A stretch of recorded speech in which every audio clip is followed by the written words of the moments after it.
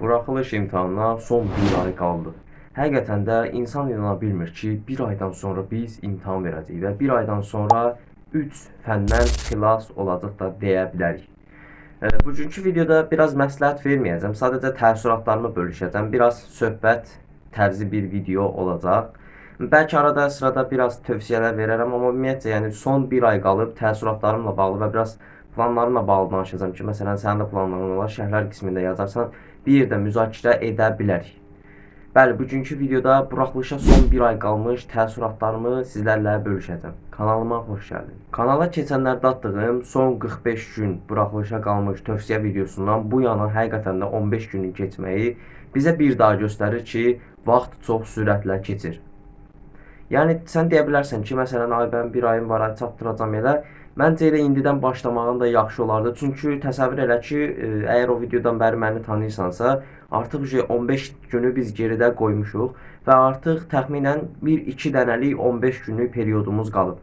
Və biz bu period müddətində əlimizdən gəldiyi qədər də çalışmalıyıq və hər gün heç olmasa kiçik-kiçik də olsa addım atmalıyıq. Məsəl üçün, tutaq ki, gündə ortalama 5-6 saat dərs oxuyan bir gəncsən, bir abituriyentsən. Bu gün məsələn hazırlıqdan gəldin, amma sənin 6 saat vaxtın yoxdur, 1 saat vaxtın var. Sən deyəcəksən ki, məsələn gündə 6 saat oxuyansansa, deyəcəksən ki, bu gün 1 saatdır, 1 saat dərs oxunar, başım quraq getsin.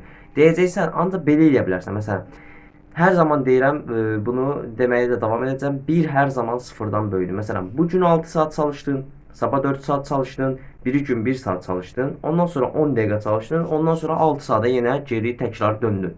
Və özünə bir plan cədvəli çıxarda bilərsən ki, məsəl üçün həftənin cüt günləri neçə saat vaxtım olur, tək günlər neçə saat vaxtım olur. Məsələn, şey də nəzərə ala bilərsən. Müəllimlərin arada xəstələndiyi günlər sənə bonus ola bilər və ya dərs olmaz, belə bir hava şəraiti ilə bağlı bir şey olar, onda bir dərs olmaz və ya bir qonaqlığa gedərik. Məsəl üçün normalda hazırlığa 5 saat vaxtım gedəcəksə, qonaqlıq mənim 3 saatımı apardı və 2 saat da evdə əlavə bonus bir vaxtım qaldı. Belə eləyərdik. Məsələn, 1 saatı dincələrdik, 1 saatı dərs oxuyardıq və mənə 1 saat bonus kimi yazılardı və bu sayədə də buraxılış üçün, yəni sənin buraxılış bankın deyə bir bank olduğunu fərz et, xəyali bir bankın olsun və oraya kiçik-kiçik sən qəpikləri atırsan. Hər addımı atdıqca sən ora bir kiçik qəpik atırsan və o bank daha da böyüyür və nəticədə buraxılış imtahanında yığacağın nəticəyə artıra biləcəksən. Hisslərim, nələr hiss edirəm? Yəni necə deyim, biraz həyəcan var. Yalan deməyim. Deyə bilərsən ki, məsələn, çox oxuyanlarda həyəcan olmur, nə bilim, az oxuyanlarda həyəcan olmur falan filan. Yox, istər-istəməz insanın həyatında birinci dəfə bir şey olanda istər-istəməz həyəcanlanır. Yəni bu hər zaman belədir. Məsələn, sabah sənə desəm ki, məsəl üçün tanış bir ailə olsun. Məsələn, sabah sənə desələr ki, evdəkilər Şəkiyə gedəcəksən. Abi sən Şəkiyə bəlkə də 10-15 dəfə getmisən.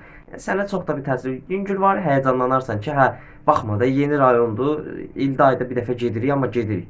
Ancaq mən sənə durub desəm ki, səni Macaristana aparacaqlar, amma sən biraz şoka düşərsən ki, Macaristan haradır, orada necə insanlar var, necə yerdir. İstər-istəməz həyəcanlanmağa başlayacaqsan. Bu tək imtahanda belə deyil, bu ümumiyyətcə hər şeydə belədir, həyatda da belədir. Yəni ki, bilmirəm, səni bilmirəm, amma məndə biraz həyəcan hissi var açıqcası. Necə deyim, bu son 30 gün qalmış, hətta günlər keçdikcə həyəcanım daha da artır deyə bilərik. Çox şiddətli bir həyəcan deyil, amma çox lazımlı bir həyəcan olduğunu düşünürəm. Bilirsən niyə görə? Çünki bir insanın içində bir həyəcan olmayanda, məsələn, imtahana girirsən, bir var sıfır həyəcanda. Yəni necə deyim, nə yazaram modu kimi bir şeydir yəni o da. Tutaq ki, məsələn, sən həyəcanlanmasan, hə, bu sualı səhv də yazsam nə olacaq, düz də yazsam nə olacaq, bir mahiyyəti yoxdur. Ancaq buraxılış imtahanı atmosferi elədir ki, səhv yazsam bal itirəcəm psixologiyası var. Yəni sınaqla imtahanı qarışdırma. Sınaqla imtahan arasında dağ boyda bir fərq var. Yəni deməyim odur ki, qarışdırma. Bu ikisini çalış ki, qarışdırmayasan. Yəni necə deyim, kiçik də olsa həyəcanını bastırma, çünki o həyəcan bizə lazım olacaq. Yaxşı, son bir həftə qalmış nələr edəcəm? Çox adam son bir həftə qalmış daha intensiv çalışmağa başlayır ki, bu da düzgün bir həmlədir. Ancaq necə deyim, yuxu sistemini də dağıdır və imtahana belə yorğun girirlər. Mən belə edəcəm, məsələn bizim imtahan 9 martdır. 8 marta kimi dincələcəm. 8 martı günü hazırlıqları çıxmaq şərti ilə biraz istirahət verəcəm. Yəni necə deyim, səhər bəlkə şifahi təkrar edərəm. Yəni məsələn 8 mart yatacağım yuxu, normalda yatacağım yuxu 6 saatsa, 5 saatsa, mən 8 mart 8 saat yuxumu yatmağa çalışacağam ki, imtahanı açıq bir şuurla gedim. İmtahana getməmişdən qabaq da bir yürüyüşə çıxma planlaşdırdım. 2-3 saatlıq böyük bir yürüyüş olacaq. Təbii ki, telefonsuz və qulaqcıqsız. Gedəcəm və bir park var. Yəni 5-6 kilometr evimizdən uzaqlıqda bir park var. Kifayət qədər də uzaqdır. Yəni piyada gedərək 1 saata gediləcək bir parkdır.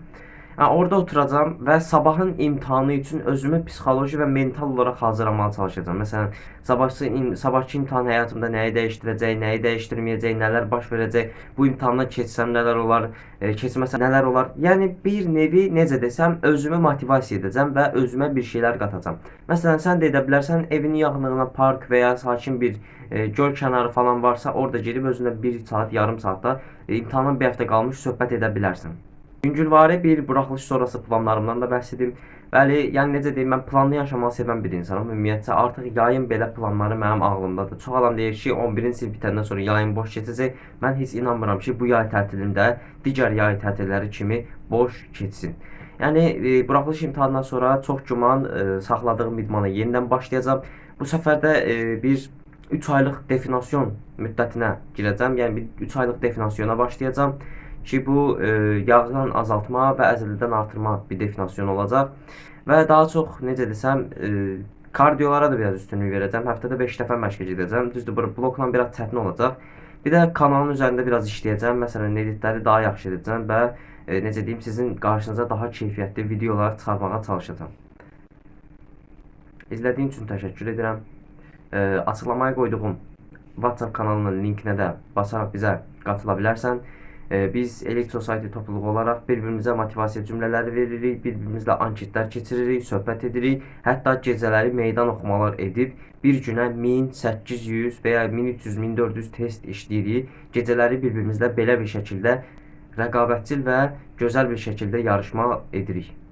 Və sən də istəsən açıqlamadakı linklə kanalımıza qatıla bilərsən. İzlədiyin üçün təşəkkür edirəm. Əminəm faydalı bir video oldu. Deyəcəm, biraz söhbət tərzi bir video oldu. Amma arada sırada da biraz məsləhətlər verdim. Bəlkə də sən də bu videodan bir şeylər öyrənə bildin. Faydam dəydiysə nə xoş mənə. Sağ ol. Salamat qal.